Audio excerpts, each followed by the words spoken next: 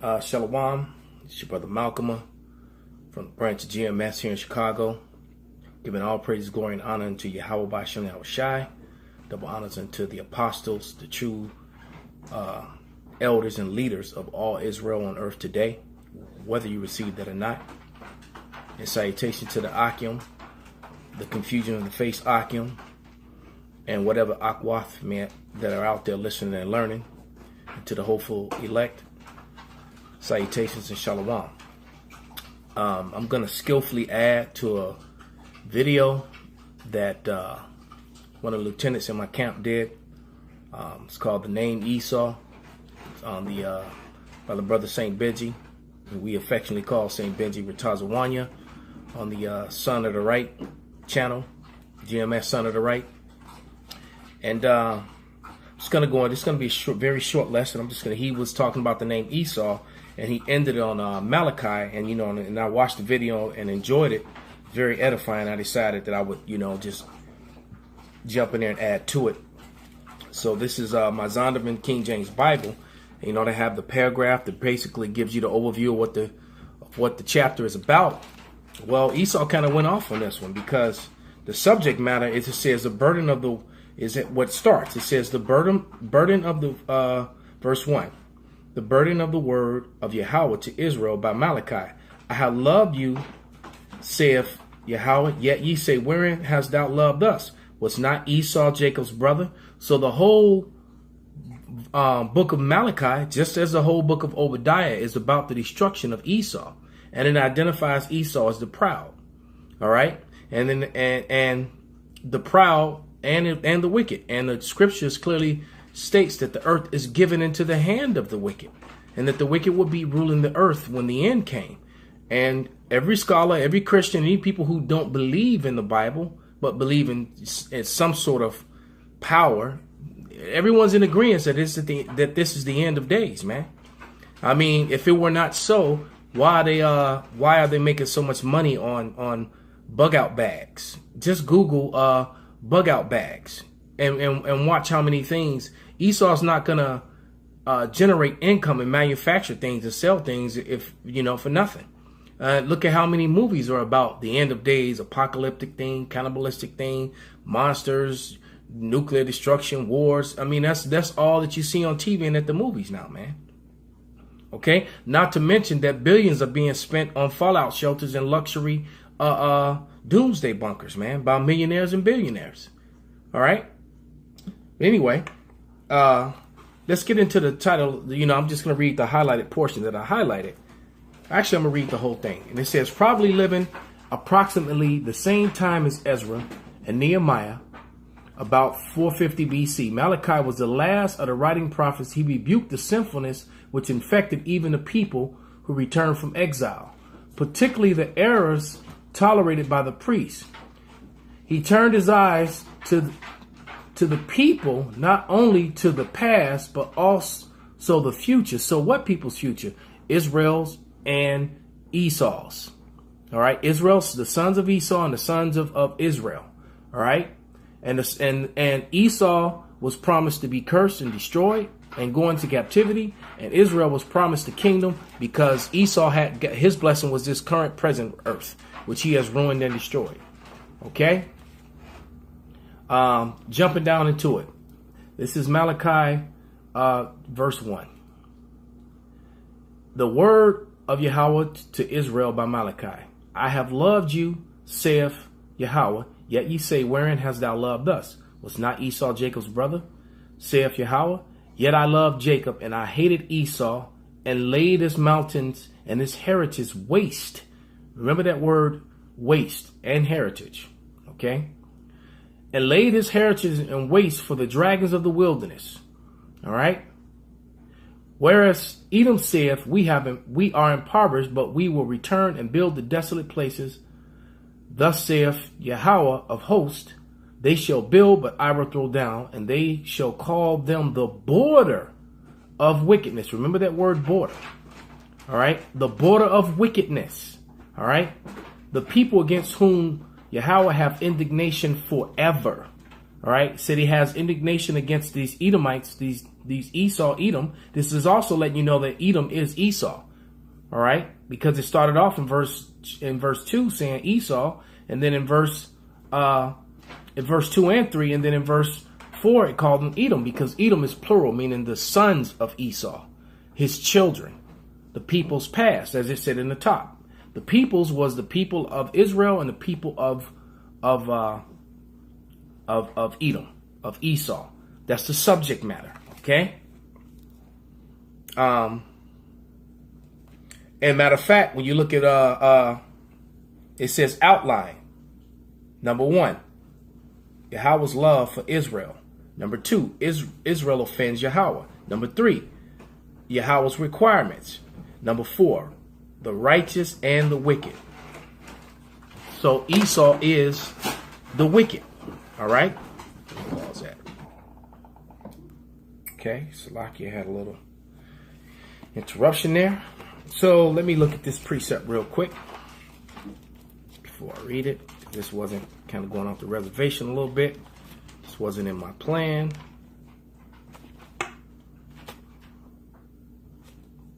This is this is Jeremiah 49 and 18. As the overthrow of Sodom and Gomorrah and the neighbor cities thereof, saith Yahweh, no man shall abide, neither shall a son of man dwell in it. And that was my precept for Malachi 1 and 3, which said he's going to lay Edom's heritage waste. So Edom's not going to have anything, man. Okay. Now I'm going to go to Joel, the book of Joel, chapter 2, verse 31.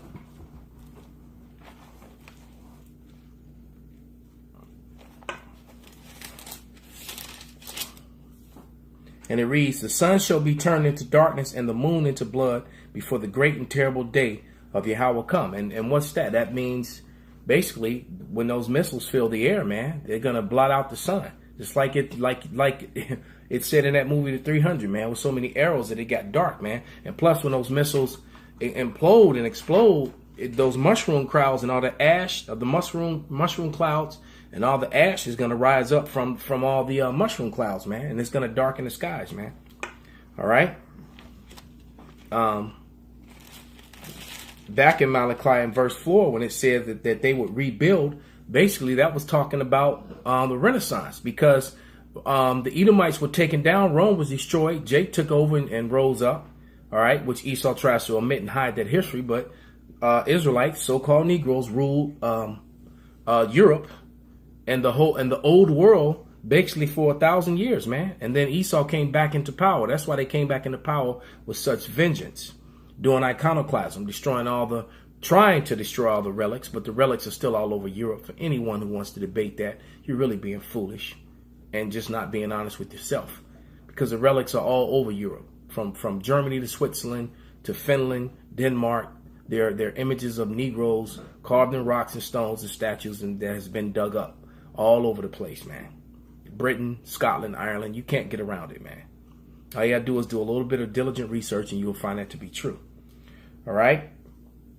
Now let me jump to Malachi, the 4th chapter, and I'm going to read verses 1 through 3. For behold, the day cometh that shall burn as an oven, and all the proud, yea, all that do wickedly shall be stubble, and the day cometh shall burn them up, saith Yahweh of hosts, and it shall leave them neither root nor branch. And that's the precept to that is Joel 2 and 31 yet again.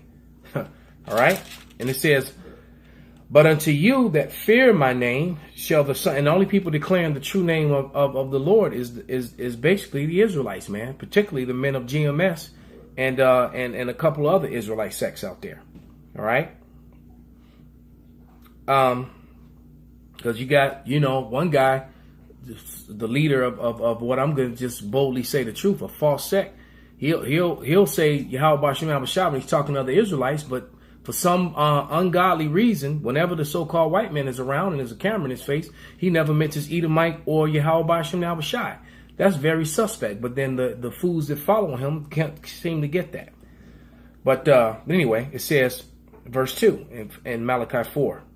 Verse 2, but unto you the fear of my name, that fear my name, shall the Son of righteousness arise with healing and wings, and you shall go forth and grow up as calves of a stall, and ye shall tread down the wicked, for they shall be ashes under the soles of your feet in the day that I shall do this, saith the Lord of hosts. So the Lord is going to give the men of the elect, the 144,000, power to tread down Esau, man. All right, that's coming, and that's what's going to happen. All right. So now let's get into some of these definitions that I want to look up. Right here I have in front of me the Winston Simplified Dictionary Encyclopedia Edition, 1933, with biblical references. Okay. And then I also have the complete works of Shakespeare. All right. All right. Shakespeare's complete works. And, you know, that mark, that leprosy, when Esau was wasted away, the mark that was put on him was the mark of leprosy, which is the paleness of flesh. All right. And don't try to use ruddy for King David. You know, ruddy it goes back to the word Rubicon. All right. And when you look up the word Rubicon, not the Newspeak definition, because there's even a Newspeak definition in here. But if you go up online and look up ruddy animals, and first thing you're going to see is brown horses, brown ducks, brown dogs, animals that are brown with red hues in them. All right.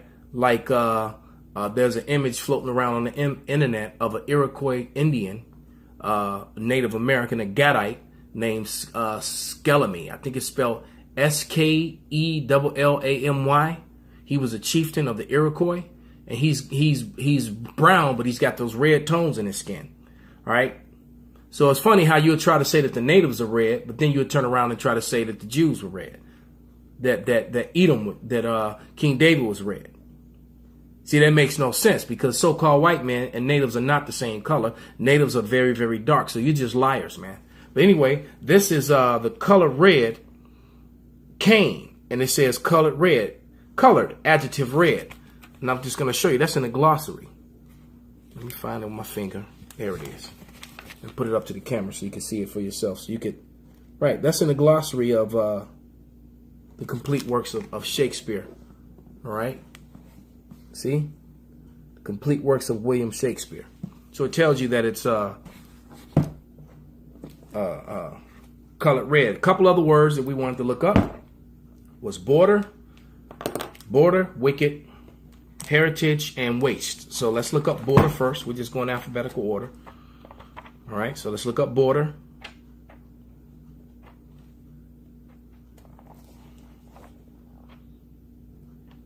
As it said, Esau was the border of wickedness.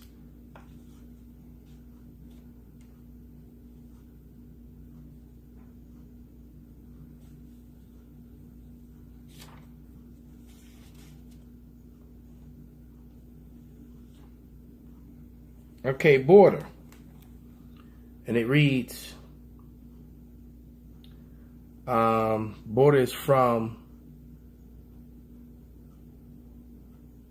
the outer part or edge, anything in a margin, boundary, frontier, verge, an edging, path. All right. So basically the outer part or the edge of anything. So wherever Esau, that's the edge of wickedness. Wherever they begin, that's where wickedness begins. Okay. So let's go to the next definition, which would be heritage. And here's heritage. And I'm going to show you this one. And I've read this definition before. Heritage. Noun, an estate that passes by descent.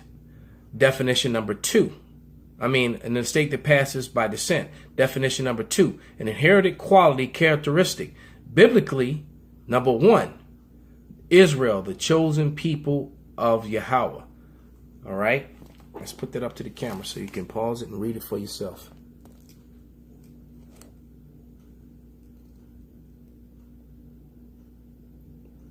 Okay. Chosen people of Yahweh, man. Plain and simple.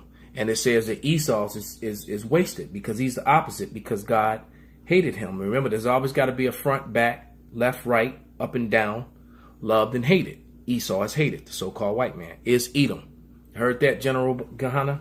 Heard that, ISUPK? It's really easy, man. It's not that difficult. All right.